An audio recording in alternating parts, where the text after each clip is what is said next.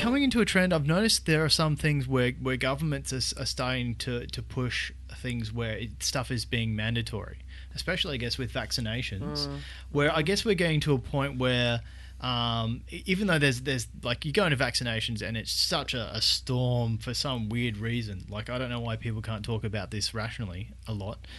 Because the truth might come out.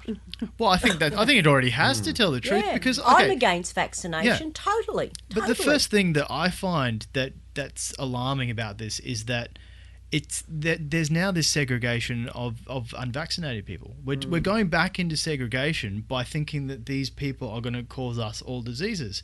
And what I found, just to back a little bit of this up, just and this is real information, is that I found a graph that was a representation of when the diseases were there, how big the diseases were, in population, they're on their way down and when they put the vaccines in. And you can find that a lot of when they put the vaccines into the general public to stop them, the disease went up. So more people got cases of the disease after the vaccination, and then it was a slow decline out. So it's kind of like they hit it in at the end. Like a lot of vaccinations were put in from what this information tells me after the disease is already dead. Yeah, I mean, I recently read an article, which I can't actually quote what it is. Yeah. Smallpox. It's about smallpox. And I just recently researched this one as well, actually. Yeah. A lot of us, I mean, even myself, was thinking that, okay, vaccination helped to eradicate this. But later on, even before I read this article, I thought that actually it is the hygiene.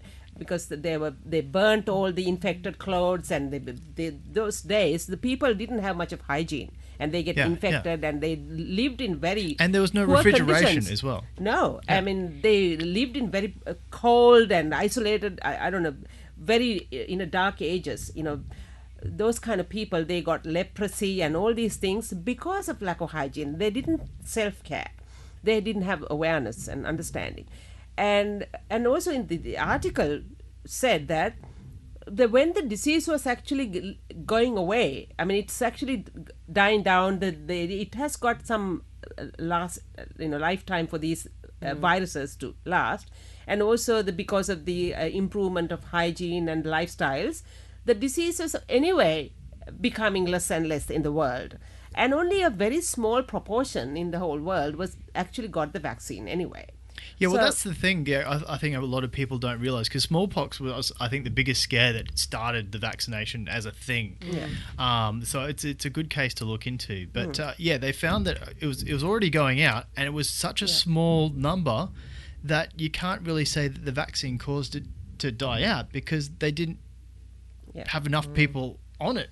Yeah, but let's get back to the true reason of the vaccination, because they know that too. And like you're saying, Sophie, there was one, I couldn't quote it either, but they've been known to, and you can find it because it's easy to find. I just can't remember that you can Google anything, guys. Change the guys. name of diseases. So it's like, we don't have that anymore, but something new popped up. When you look at the symptoms, it's the same problem. Oh, it's the same thing. The name of it. Well, that's so to an make easy it look way. like, we've got rid of that. Now we have this You'll new need thing this coming new vaccine, here. and then. But what's with double upping on vaccines then?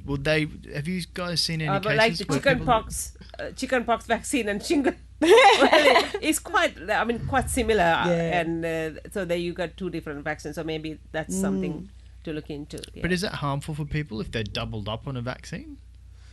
It could be. I mean, we don't know the truth, do we? Because we haven't really put to the test. We haven't got the complete, open, transparent research on this.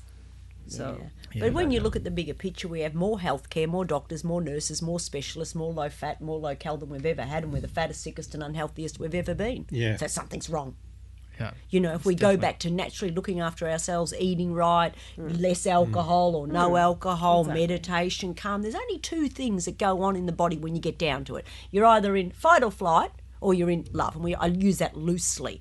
But any of these drugs, they have the fight or flight mechanism in the system. So your whole system's going, whoa, what just went in here? So nothing heals, nothing regenerates as it should. We need our body to be in harmony as opposed to harmony, or disharmony as opposed to harmony. So all of them cause some sort of disruption on a nervous system.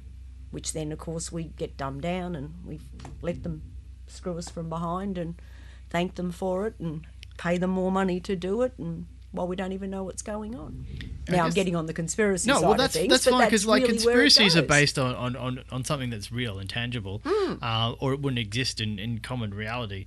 Everything Sophie said is absolutely right. Taking care of ourselves, so we comply. David Icke talks about the non-compliance dance. Don't buy into it. I mean, I won't walk in a chemist. Even to buy other things, I'd rather go somewhere else. Well, I think the chemists are wrapping. I think Big Pharma's outside trying to get in this building. But right? Self-care. Start to learn about the human body. I mean, we as women we once had it was natural for us to be the nurturers, the carers, the herbalists, the understanding of wisdom, in getting the body right or in harmony, and we've lost that. We surrender virtually every part of us to someone else. And hospitals and all that. Great smash repair centre. I mean, if I'm having a baby, I want drugs. I want to go in. I want to make sure everything's there. If I break my arm, I want to be put back together. I want to be anaesthetised, But when you look at it, good on 90% of diseases are diet-related. So in other words, we're digging our graves with our teeth, and that can stop. Diabetes, cardiovascular disease, majority of cancers, just to name it, the top ones, are our own responsibility. And as Sophie talks about the mind, we've got the conscious mind and the subconscious, and then here's the doing part. So a lot of in the subconscious is programmed in other words, that's the way we behave without questioning it. Why do you do that? I don't know, Mum did it.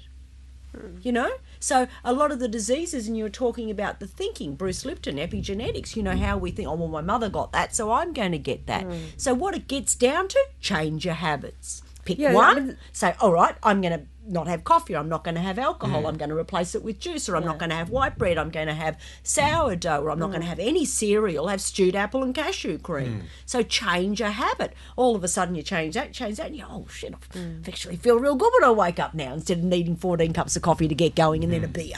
So Sophie, how can people get in touch with you if they want to go see you, or at least get knocked out by you? Well, I think the best way is to contact me by email. Yes, excellent. So this particular email is, I actually give it to people for this kind of purpose. So it is called Meet Dr. is Dr. Sophie@gmail.com. Excellent. Give her a contact. Get in touch. She has some great knowledge that you definitely want to listen to. Samantha, how can people get in touch with you? What's happening? My name's SamanthaBachman.com. Bachman's with a H, and SamanthaBachman.com, which will they can go into a contact form. It's just as easy as anywhere else.